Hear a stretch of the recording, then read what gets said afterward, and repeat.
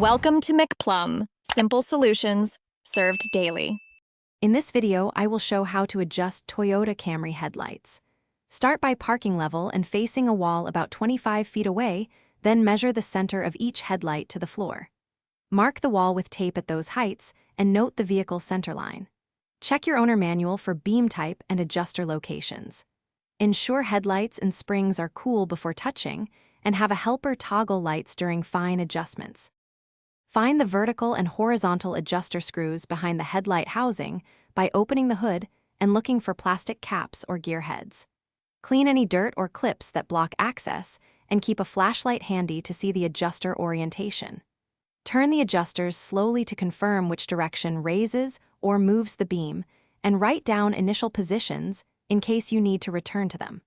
Work on one side at a time for consistency. If this guide is helping you, please subscribe and like so I can keep making clear car tutorials.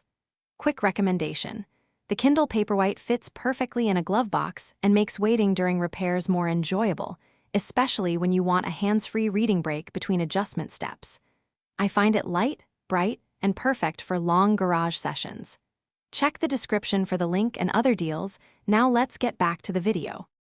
Turn on low beams and position the car so the wall marks a line with the headlight centers, adding normal passenger load if needed to simulate driving conditions. Have a helper toggle the lights while you make small quarter-turn adjustments until the brightest part of each beam meets the vertical mark, and the cutoff favors slightly right of center. Recheck both lights after every tweak and test, drive at night, to confirm even road illumination and no glare for other drivers. Thanks for watching, stay juicy, and subscribe.